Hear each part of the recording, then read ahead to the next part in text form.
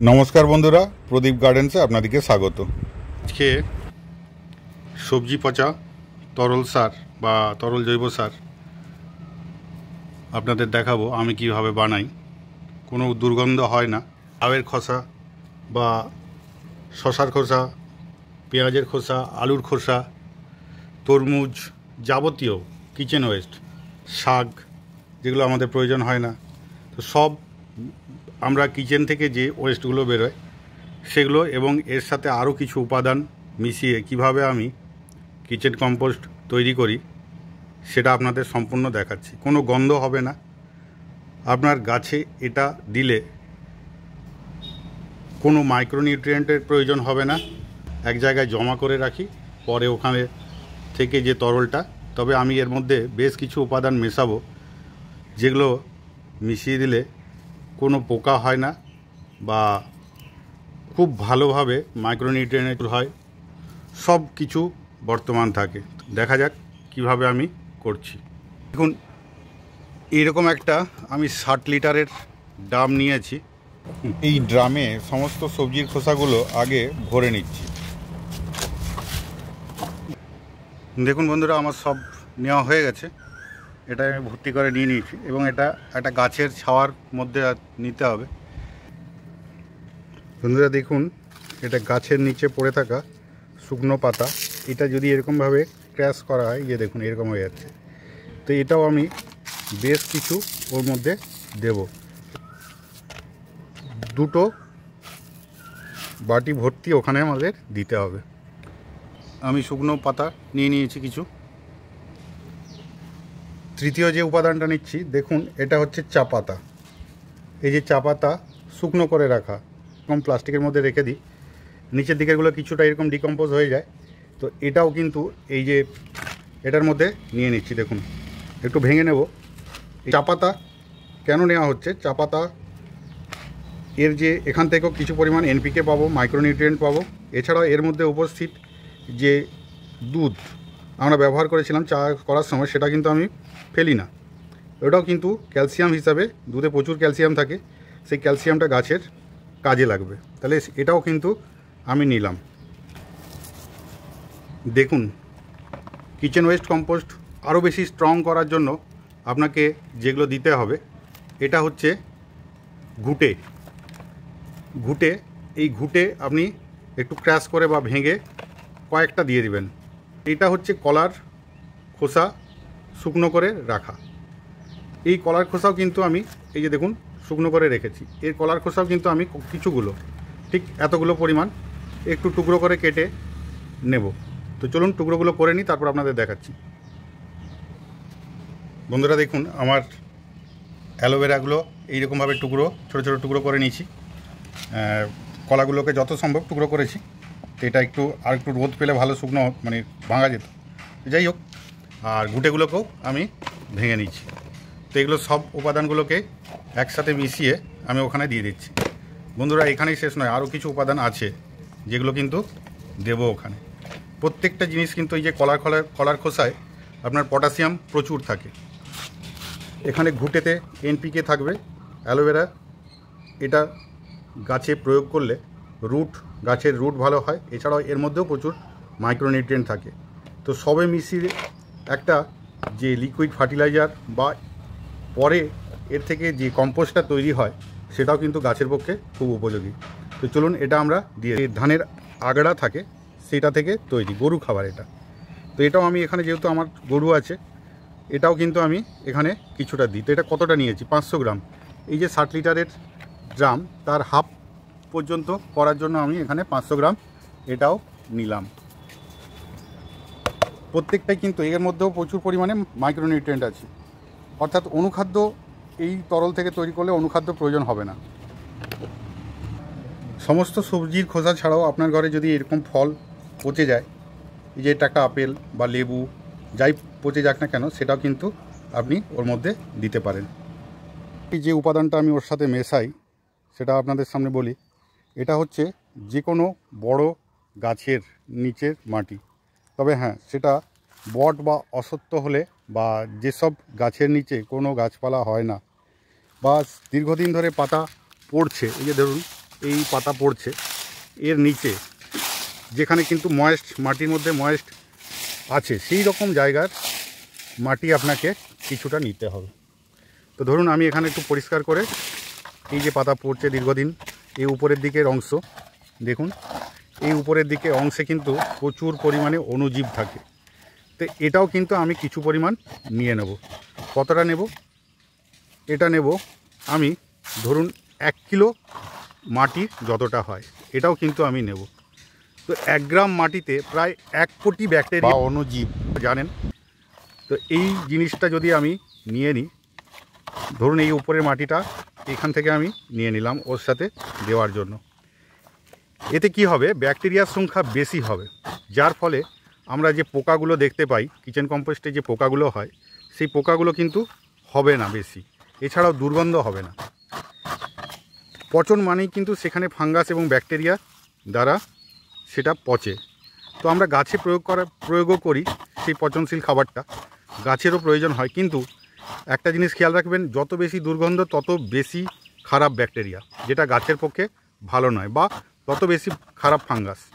তো সেই জন্য আমরা কি করব, এইখানে এই মাটিটুকু আমরা কিন্তু মেশাবো ওর সাথে, তাহলে কিন্তু এই মাটির মধ্যে যে কোনো বড় গাছের নিচে যে মাটিটা তৈরি হয় এর মধ্যে কিন্তু প্রচুর পরিমাণে ব্যাকটেরিয়া থাকে, এবং ভালো ব্যাকটেরিয়া, যা দুর্গন্ধ হতে দেবে না। তো চলুন বন্ধুরা এটাও মিশিয়ে নিই।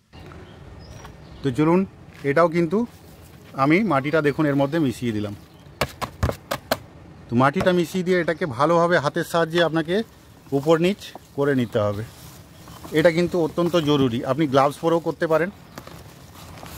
এখনও বন্ধুরা সমস্ত উপাদান আমার মেশানো হয়নি, এরপরে যে উপাদানটা দেব, যেটা খুব তাড়াতাড়ি ডিকম্পোজ করতে সাহায্য করবে, এবং এই যে মাটি মেশালাম, মাটির মধ্যে যে ব্যাকটেরিয়াগুলো আছে সেই ব্যাকটেরিয়াগুলোর খাবার দেব। হ্যাঁ বন্ধুরা, সেই খাবারটা কিছুই না, চলুন দেখাচ্ছি। দেখুন বন্ধুরা, এটা হচ্ছে গুড়, আপনি শুকনো গুড় বা ঢেলা গুঁড়ো দিতে পারেন।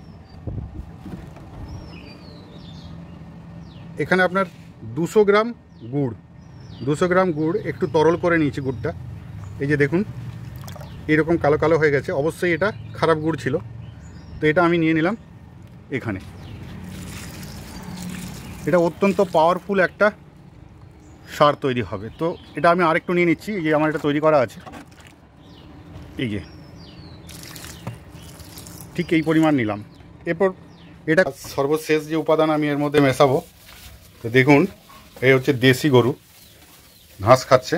তো এই দেশি গরুর গোবর এবং মুত মিশ্রিত যে অংশটা, তো চলুন এখানে আমার রাখা আছে, তো সেটা নিয়ে নিই। এই যে দেখুন এখান থেকে আমি কিন্তু এটা, এই যে মুত প্লাস একদম হাতে কলমে আপনাদের দেখাচ্ছি। তো যদি এটা আপনারা না পান তাহলে কি দিবেন, আপনারা যেখান থেকে বা যে গোয়ালা থেকে দুধ সংগ্রহ করেন সেখান থেকে কিন্তু এটা নিয়ে নিতে পারেন। তো চলুন আমি বালতিতে জল নিয়ে নিয়েছি, তার মধ্যে মেশাচ্ছি। ঠিক গোবরের থেকে ওয়েস্ট ডিকম্পোজার তৈরি হয়েছে, ওয়েস্ট ডিকম্পোজার আমার কাছেও আছে, তো আমি কিন্তু বন্ধুরা সেটা দিই না, এতে বেশি উপকার পাই।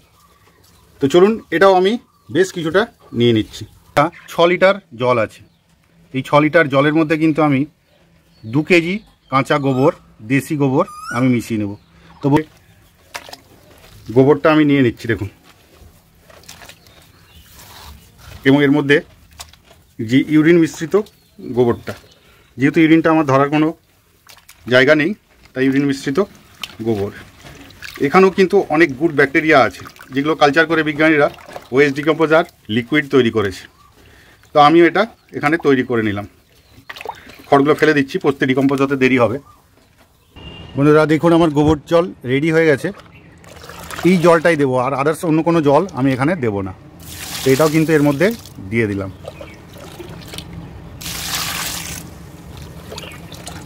এর মধ্যে মাটির মধ্যে যে ব্যাকটেরিয়াগুলো আছে পুরো কম্পোস্ট হতে সাহায্য করবে, কোনোরূপ গন্ধ হবে না। এছাড়া যে গুড় দিয়েছি সেই গুড় কিন্তু ব্যাকটেরিয়ার উত্তম খাবার, খুব তাড়াতাড়ি এরা কলোনি গঠন করবে এবং ডিকম্পোজ করবে। তো দেখুন এটা দেওয়া হয়ে গেছে, এবার প্রয়োজন মতো এই অবস্থা আমার, এটাই মাপ। এবং দেখুন এই যে উপরের দিকে ঠিক এই পরিমাণেই জল থাকবে। এবার এটাকে ভালো করে কিছু ঢাকা দিয়ে দিতে হবে যাতে বৃষ্টির জল এখানে না পড়ে। পরে জল দিয়ে দিতে হবে। তবে হ্যাঁ বন্ধুরা, এখন আমি এটা জল দেবো না, শুধু ঢাকা দিয়ে রেখে দেবো। পরেও যদি বন্ধুরা এর মধ্যে পোকা তৈরি হয় তাহলে আপনি অল্প চুন ব্যবহার করতে পারেন, তবে এখনই সেই চুনটা দেওয়া যাবে না। আশা করছি পোকা হবে না, গন্ধ হবে না, কারণ পোকা এবং গন্ধ যাতে না হয় সেই জন্য আমরা দুটো উপাদান বেশি দিয়েছি। সেটা হলো মাটি, যার মধ্যে অনেক ব্যাকটেরিয়া আছে। 3 দিন 4 দিন ছাড়া ছাড়া এরকমভাবে একটু ঘেটে নিতে হবে। ঘেটে নেওয়ার পর ঠিক এইরকমভাবে একটা জালি কাপড় দিয়ে বা এরকম যে বস্তাগুলো হয় সেটা দিয়ে বেঁধে দিতে হবে। আর বৃষ্টির সময় এটা ভালোভাবে প্লাস্টিক দিয়ে বেঁধে দিতে হবে যাতে জল না পায়। তো চলুন বন্ধুরা, এরপর দেখাই আমার পূর্বের করা, কোনো স্মেল বা গন্ধ নেই সেটা আপনাদের দেখাই। দেখুন, দেখতে পাচ্ছেন এই যে এটা আমার পূর্বে তৈরি করা। এটা অবশ্যই একটা প্লাস্টিকের বা মাটির জায়গায় করবেন, কখনোই কিন্তু লোহার ড্রামে করতে যাবেন না। লোহার ড্রামে করলে কিন্তু ব্যাড ব্যাকটেরিয়ার প্রভাব বেশি হয়। তো এটা দেখুন কীরকম, এটাকে একটু ঘেটে নিতে হয়। এটা আমার প্রায় শেষের মুখে। এরপর আমি এটা থেকে এই যে পাতাও আছে, শুকনো পাতা, এটা যদি আমি 1 মগ নিই, একটু গাঢ় হবে যেহেতু মাটি মেশানো আছে। এই 1 মগ আমি এই বালতির মধ্যে নিলাম। এর মধ্যে আমি 10 মগ জল দিয়ে প্রয়োগ করব। এটা আমি হাত দিয়ে দেখাচ্ছি। এটা উপরে জলটা যদি আপনি নিয়ে নেন, নিচের দিকে পুরো এরকম কম্পোস্ট মতো হয়ে যাবে, কিছু থাকবে না। এখানে আমি দেখুন বাদামের খোসা ডিকম্পোজ হতে দেরি হয়, তো আমি বাদামের খোসাও এর মধ্যে দিয়েছিলাম। তো যাই হোক, এটা কিন্তু শুকিয়ে মাটির সাথে মিশিয়ে আপনি কিন্তু গাছে ব্যবহার করতে পারেন। এই যে পেঁয়াজের খোসা, সব জিনিস কিন্তু তাড়াতাড়ি ডিকম্পোজ হয় না। তো যাই হোক, এটা একটা দেখলেন। এটা এরপর কীভাবে প্রয়োগ করব সেটা আপনাদের দেখাই। বন্ধুরা, এই লিকুইড আমি 1 মগ নিয়েছিলাম এখানে। এর মধ্যে আমি কিন্তু মগ প্লেন জল নিয়ে নেব।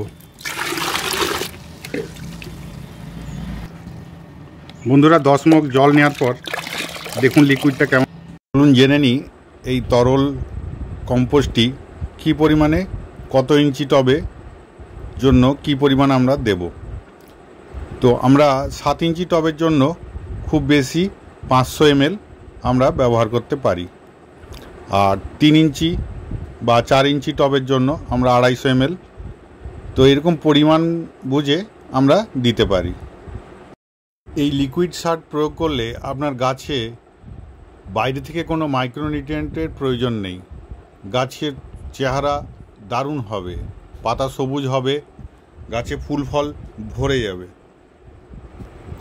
বন্ধুরা, এই ছিল আজকের ভিডিও।